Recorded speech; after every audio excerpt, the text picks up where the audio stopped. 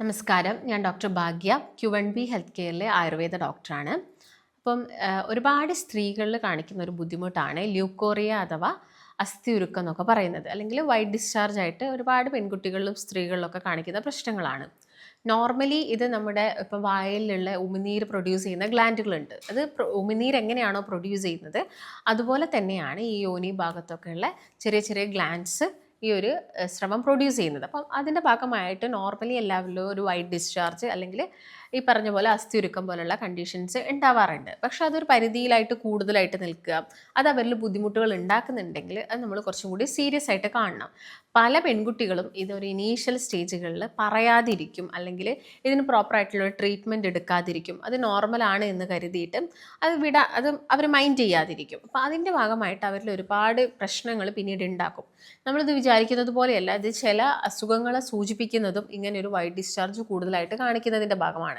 ഇപ്പോൾ cervical cancer പോലെയുള്ള ബുദ്ധിമുട്ടുകളിനകത്തും നല്ല രീതിയിൽ തന്നെ വൈറ്റ് ഡിസ്ചാർജ് ഉണ്ടാവും.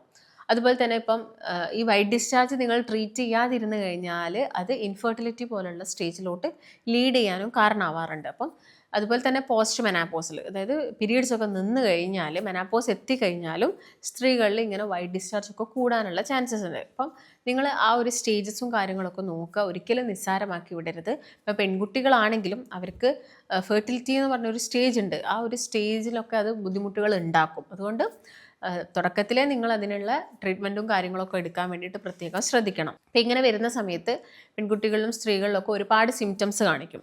പിന്നെ നോർമലി ഒരു ഡിസ്ചാർജ് അവരിൽ ഉണ്ടാവും, അതിപ്പം ഓവുലേഷൻ്റെ സമയത്തായിക്കോട്ടെ. അപ്പോൾ ഓവുലേഷൻ്റെ സമയത്തൊക്കെ കുറച്ച് തിക്കായിട്ടുള്ള ഒരു ഡിസ്ചാർജ് അവരിൽ ഉണ്ടാവും.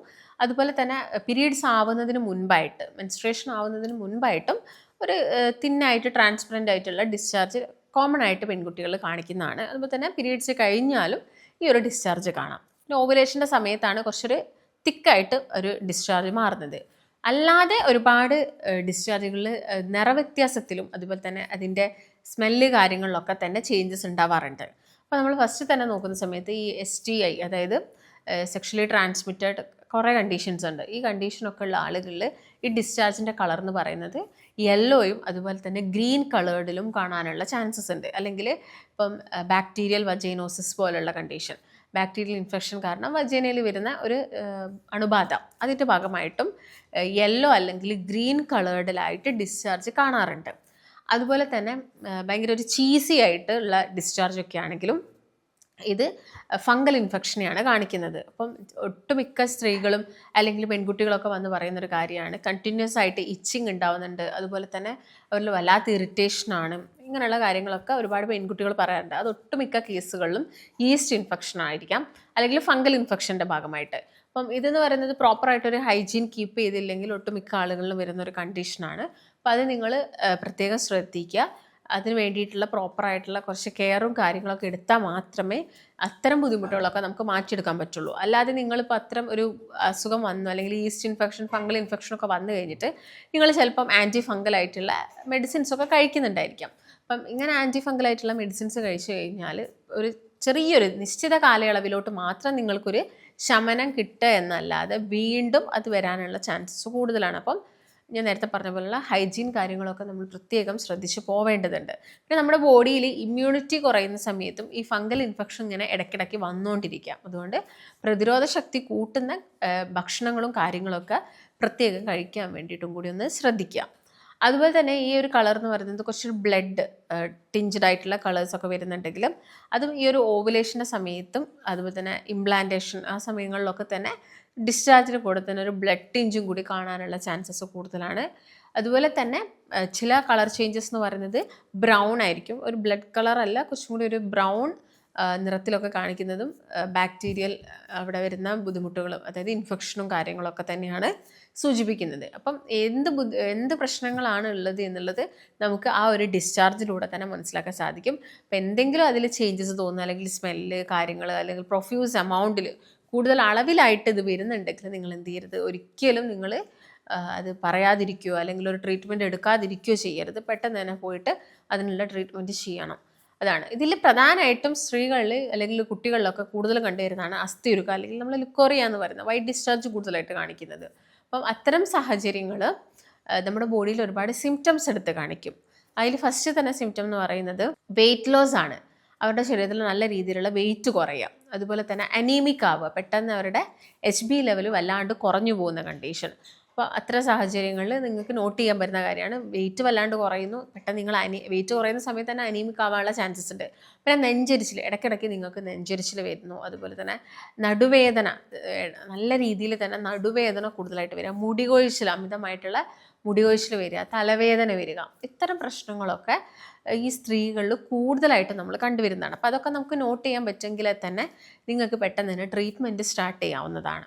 അപ്പം ഈ കാര്യങ്ങൾ അവരിൽ കൂടുതലായിട്ടും വരും. ഇപ്പം ഞാൻ നേരത്തെ പറഞ്ഞു, ഇപ്പോൾ പീരീഡ്സൊക്കെ നിൽക്കാനായ സ്ത്രീകളിൽ അല്ലെങ്കിൽ പീരീഡ്സ് നിൽക്കുന്ന ആളുകളിലൊക്കെ തന്നെ ഒരു സമയത്തേക്ക് ഇങ്ങനെ വൈറ്റ് ഡിസ്ചാർജ് കൂടുതലായിട്ട് കണ്ടുവരാറുണ്ട്. പക്ഷേ പീരീഡ്സ് നിന്ന് കഴിഞ്ഞിട്ടും നിങ്ങൾക്ക് നല്ല രീതിയിൽ തന്നെ ഇത് കാണുന്നുണ്ടെങ്കിൽ നിങ്ങൾ പെട്ടെന്ന് തന്നെ ഒരു ഡോക്ടറിൻ്റെ നിർദ്ദേശം എടുക്കാൻ വേണ്ടിയിട്ട് ശ്രദ്ധിക്കുക.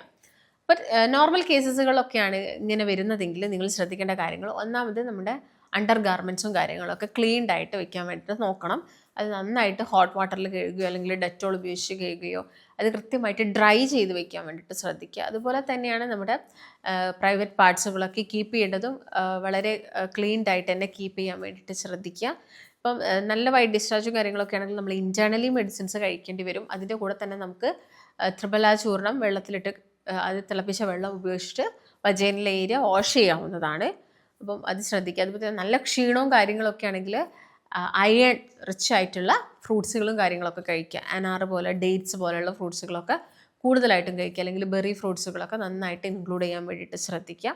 പിന്നെ ഇളനീർ വെള്ളമോ അല്ലെങ്കിൽ നമ്മുടെ കൂവപ്പൊടി ഇട്ടിട്ട് കലക്കുന്ന വെള്ളമോ ബാർലി വെള്ളമോ ഒക്കെ നന്നായിട്ട് അവരിൽ കൊടുക്കുക. UTI ഇൻഫെക്ഷനൊക്കെ വരാതെ നോക്കണം. അപ്പോൾ നന്നായിട്ട് വെള്ളം കുടിക്കുക. ഇതിൻ്റെ കൂടെ നിങ്ങൾ ശ്രദ്ധിക്കേണ്ടത് ഒരു 8 ഗ്ലാസ് വെള്ളമെങ്കിലും മിനിമം നിങ്ങൾ കുടിക്കാൻ വേണ്ടിയിട്ട് നോക്കുക. അപ്പോൾ ഈ കാര്യങ്ങളൊക്കെ നിങ്ങളെ വീട്ടിൽ നിന്ന് ചെയ്യാൻ പറ്റുന്നതാണ്. നന്നായിട്ട് പച്ചക്കറികൾ കഴിക്കുക. ഈ ഫാസ്റ്റ് ഫുഡ് ഐറ്റംസ്, എരിവ് കൂടുതലായിട്ടുള്ള ഫുഡുകളൊക്കെ ഒഴിവാക്കി നിർത്താനൊക്കെയാണ് പ്രധാനമായിട്ട് ശ്രദ്ധിക്കേണ്ടത്. ഇതിൻ്റെ കൂടെ തന്നെ പ്രോപ്പറായിട്ടൊരു ട്രീറ്റ്മെൻറ്റും കൂടി എടുക്കുന്നുണ്ടെങ്കിൽ നമുക്കിത് പെട്ടെന്ന് തന്നെ മാറ്റിയെടുക്കാൻ പറ്റുന്ന ഒരു കാര്യമാണ്. നിങ്ങളിത് നിസ്സാരമാക്കി വിടരുത്. PCOD, തൈറോയ്ഡ്, ഇത്തരം ബുദ്ധിമുട്ടുള്ള ആളുകളിലൊക്കെ തന്നെ ഈ പ്രശ്നങ്ങൾ നമ്മൾ കോമൺ ആയിട്ട് കാണാറുണ്ട്. അപ്പോൾ നിങ്ങൾ അതിൻ്റെയൊക്കെ ട്രീറ്റ്മെൻറ്റ് തന്നെ പെട്ടെന്ന് എടുക്കാൻ വേണ്ടിയിട്ട് നോക്കുക. ഞാൻ നേരത്തെ പറഞ്ഞ പോലെയുള്ള കാര്യങ്ങൾ ഭക്ഷണത്തിലൊക്കെ ഒന്ന് ശ്രദ്ധിച്ച് നോക്കുക. അപ്പോൾ അതിൽ കുറയുന്നുണ്ടെങ്കിൽ പിന്നെ നമുക്ക് മെഡിസിൻസ് എടുക്കേണ്ട ഒരു സ്റ്റേജ് വരില്ല. അപ്പോൾ അതാണ് നിങ്ങൾ ആദ്യം തന്നെ സ്റ്റാർട്ട് ചെയ്യേണ്ട കാര്യങ്ങൾ. അപ്പം നിങ്ങൾക്ക് ഇപ്പം ഇങ്ങനെ എന്തെങ്കിലും ബുദ്ധിമുട്ടുകളുണ്ട്, കൺസൾട്ടേഷൻ അത്യാവശ്യമായിട്ടുണ്ടെങ്കിൽ താഴെ കാണുന്ന നമ്പറിൽ കോൺടാക്റ്റ് ചെയ്യാം. മറ്റൊരു നല്ല ഹെൽത്ത് ടോപ്പിക്കുമായിട്ട് വീണ്ടും കാണാം.